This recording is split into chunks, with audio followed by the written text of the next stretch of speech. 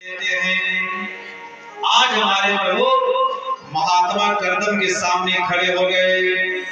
महात्मन ब्रह्मरे जैसे महात्मा कर्दम ने प्रभु को देखा, घबरा गए। कहा, प्रभु प्रणाम, अपने चरणों में स्थान दे दीजिए हमें। भगवान ने कहा, बाबा चरणों में स्थान तो मैं दे ही दूंगा, लेकिन आप मंत्र क्या जप रहे थे? पत्नी मनोरमा देही। आप सुंदर पत्नी की प्राप्ति के लिए मंत्र जप रहे थे। महात्मा कर्दम ने कहा, प्रभु क्षमा कीजिएगा, विवाह की बड़ी इच्छा हमारे मन में थी, लेकिन आपका स्वरूप दर्शन करते ही हमारे मन से इच्छा चली गई। भगवान समझ रहे बाबा घबरा रहा है, हिम्मत नहीं जुटा पा रहा है। अच्छा, पहले जमाने में कितना संकोच रहता था, आप लोग देख रहे पहले माता पिता बच्चों के शादी विवाह की बात करते थे, बच्चे भाग जाते थे घर में, सुनते नहीं थे खड़े होकर वहां। और आजकल सारी बातें बैठ के सुनेंगे, और जब बात पूरी हो जाएगी धीरे से कह देंगे, पापा हम 6 फुट के हैं तो 5.25 से काम चलने वाला नहीं है। लग जाओ, भोले बाबा सृष्टि लगे बनाने। ब्रह्मा जी ने कहा, भोलेनाथ सृष्टि कर रहे हो कि सृष्टि को नष्ट करने के लिए बड़ी बड़ी मिसाइल बना रहे हो?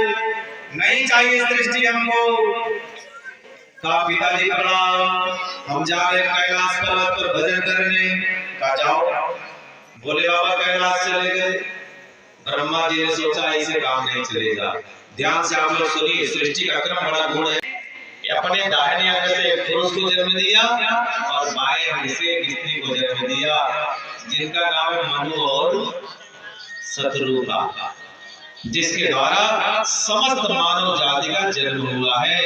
कि जितने मनुष्य जाति है ये किसकी संतान है? ये सब मनु की संतानें हैं। ब्राह्मण, क्षत्रिय, वैश्य, शूद्र ये अलग अलग नहीं थे, अलग अलग बनाए गए। गीता में भगवान ने लिखा है, चातुर्वर्ण्यं मया सृष्टं गुणकर्म विभागसः। कर्मानुसार 4 वर्णों की रचना मैंने किया। 10 बच्चों को पुनः जन्म दिया, जिसमें 10वें नारद जी हैं। आज ब्रह्मा जी ने अपनी छाया के द्वारा एक बालक को जन्म दिया, जिनका नाम है कर्दम। कर्दम माने जिसने अपनी इंद्रियों का दमन कर डाला हो, उसी का नाम कर्दम। महात्मा कर्दम का जन्म हुआ। महात्मा कर्दम भी जंगल जाने लगे।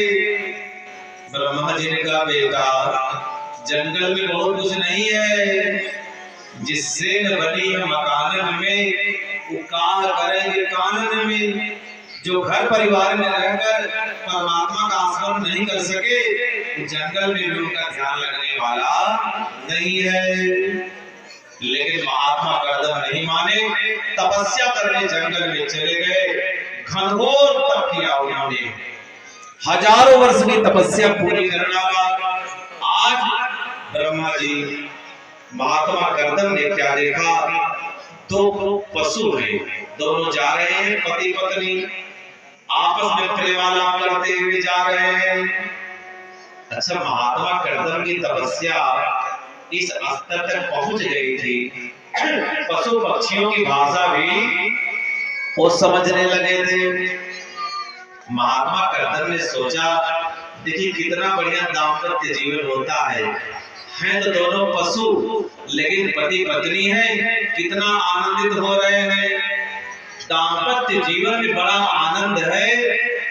महात्मा कर्दम को ज्ञान हुआ कब? जब बुढ़ापा आ गया। महात्मा कर्दम ने अपना संकल्प बदल लिया, हम भी विवाह करेंगे। अब तक कौन सा मंत्र जप रहे थे जानते हैं?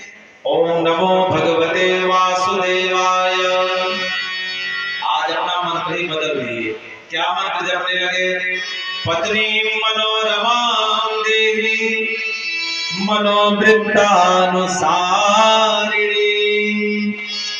हे प्रभु, हमें सुंदर पत्नी दे दीजिए। भगवान मुस्कुराए। प्रभु बाबा को देखो, जीवन पर्यंत इसने भजन किया, इसलिए मुक्ति के लिए। आज बुढ़ापे में इसके मन में विवाह की इच्छा आ गई। कोई बात नहीं, हमारा शिष्य है, जीवन पर्यंत हमारा भजन किया है, यदि इसके मन में